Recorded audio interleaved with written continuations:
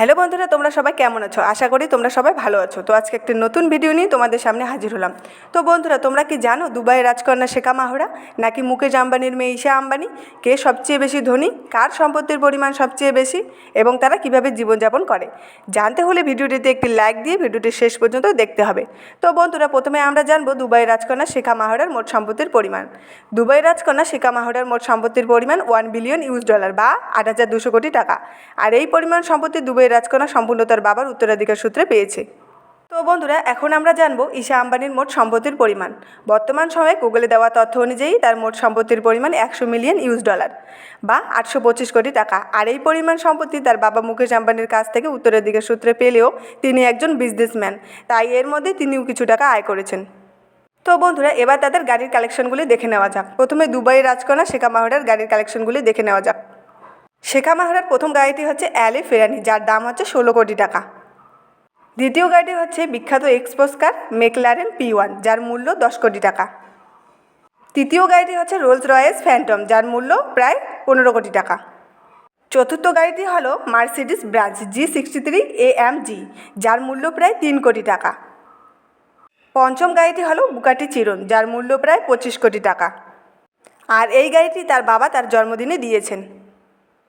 আর তার ষষ্ঠ গাড়িটি হচ্ছে গোল্ড ল্যাম্বরগিনি অ্যাডভেঞ্চার, যার মূল্য প্রায় 60 কোটি টাকা। আর এটি সোনার পাতা দিয়ে মোড়ানো, কিন্তু সম্পূর্ণ সোনা নয়। আর এবার আমরা ঈশা আম্বানির গাড়ির কালেকশনগুলি দেখব।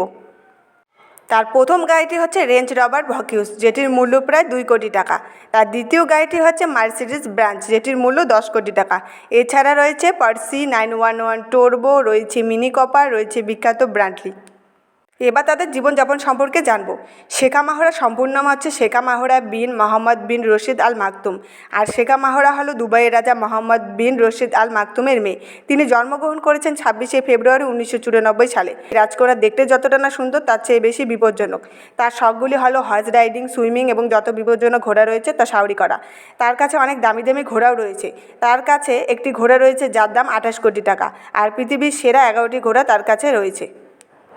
এবার জানা যাক মুকেশ আম্বানির মেয়ে ঈশা আম্বানির জীবনযাপন সম্পর্কে। প্রথমে বলা যাক ঈশা আম্বানির আইফোন সম্পর্কে।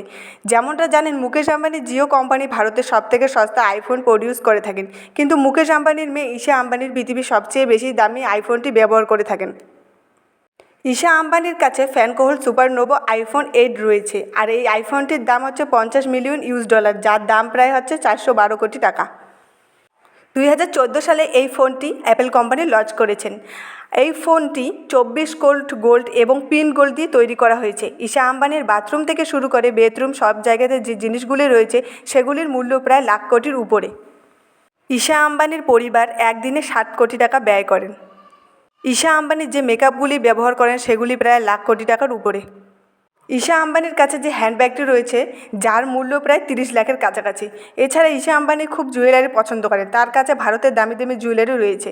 ঈশা আম্বানির বিয়েতে প্রায় 700 কোটি টাকা খরচ হয়েছে। আর ঈশা আম্বানির বিয়েটা ছিল পৃথিবীর সবচেয়ে দামি একটি বিয়ে ছিল।